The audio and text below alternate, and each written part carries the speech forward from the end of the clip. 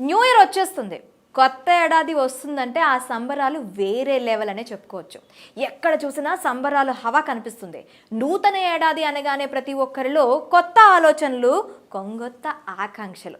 ఇబ్బంది పెడుతున్న పాత అలవాట్లను వదిలించుకోవాలని భావించేవారు కొందరైతే, కొత్త విధానాలను అవలంబించాలని నిర్ణయించుకున్నవారు మరికొందరు ఉంటారు. సాదా సీదాగా సాగిపోతున్న జీవితంలో నూతన సంవత్సరం నుంచి కాస్త జోష్ నింపాలని అందరూ కోరుకుంటారు. వారం 10 రోజుల ముందు నుంచే న్యూ ఇయర్ సెలబ్రేషన్స్ ఏర్పాట్లను ప్రారంభించారు. ముఖ్యంగా యువత మందేసి చిందేస్తూ ఆట పాటలతో రోడ్లపైకి వచ్చి పాత సంవత్సర చివరి రోజు నైట్ తెగ హడావిడి చేయాలని పెద్ద పెద్ద ప్లాన్లు వేసుకున్నారు. ఇయర్ ఎండింగ్కు కొన్ని గంటల సమయం ఉంది. ఇక న్యూ ఇయర్ సెలబ్రేషన్స్ మందుబాబులకు పండగే పండగ.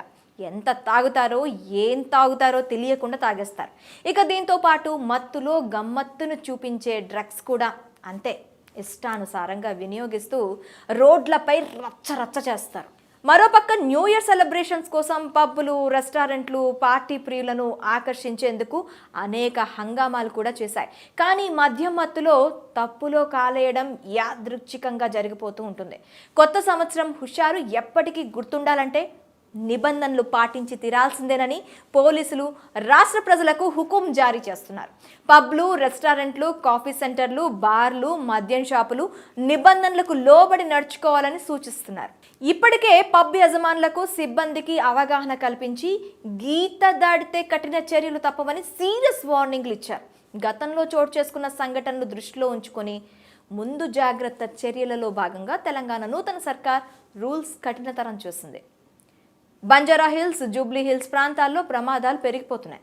అర్ధరాత్రి సమయంలో యువతే ఎక్కువగా మృత్యువాత పడుతున్నట్లు సర్వేలో తేలడంతో ఈసారి ప్రమాదాలు జరగకుండా పబ్లు, బార్, రెస్టారెంట్ల నిర్వాహకులు సహకరించాలని పోలీసులు కోరుతున్నారు. పబ్లపై పోలీసులు ప్రత్యేక దృష్టి సారించి కొత్త కమిషనర్ కోట శ్రీనివాసరావు ఆదేశాల మేరకు డ్రగ్స్కు కేంద్రంగా మారుతున్న పబ్లపై డేగ కన్ను వేశారు. ఇక ఈ ఏడాది రూల్స్ ఎలా ఉన్నాయో ఓసారి చూద్దాం. అర్ధరాత్రి 1 గంట తర్వాత పబ్లు బంద్ చేయాలి. కేక్ కటింగ్ పూర్తయ్యాక పరిసర ప్రాంతాల నుంచి వెళ్ళిపోవాలి. అమ్యూజ్మెంట్ లైసెన్స్ ఉన్నవారు మాత్రమే సంగీతం పెట్టాల్సి ఉంటుంది. లేనివారు డీజేలు పెడితే జైలుకు వెళ్ళక తప్పదు. మైనర్లను ఎట్టి పరిస్థితుల్లో పబ్లోకి అనుమతించకూడదు. తల్లిదండ్రులతో వస్తే అనుమతించినా మద్యం సరఫరా చేయకూడదు. పార్టీ కోసం వచ్చేవారు గొడవలు పడకుండా ఉండేలా ప్రత్యేక భద్రతా చర్యలు తీసుకోవాలి. సీసీ కెమెరాలతో పాటు ప్రైవేట్ సిబ్బందిని సమకూర్చుకోవాలి. పార్కింగ్ల కోసం ప్రత్యేక ఏర్పాట్లు చేసుకోవాలి.